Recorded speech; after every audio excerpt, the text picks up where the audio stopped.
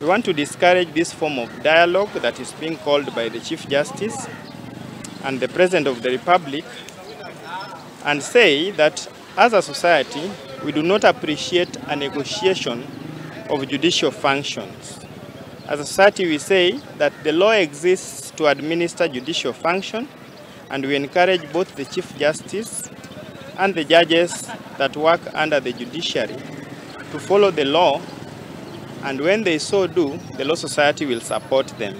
I want to say this, that as a society and as a branch, we continue to condemn the systematic attacks by the executive and the legislature on the judiciary and the performance of judicial function by judges. We want to remind the executive and the president in particular,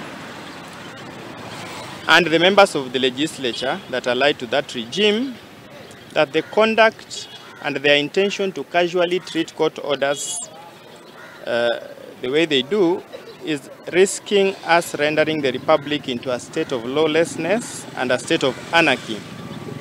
And we remind them that the proper function and effectiveness of both the executive and parliament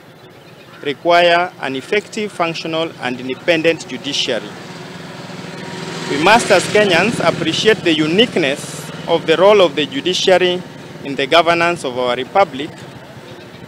and let the executive not forget that the judicial authority, just like that of the executive and that of parliament, is derived from the people of the Republic of Kenya, and that all judicial functions are executed in accordance with the Constitution.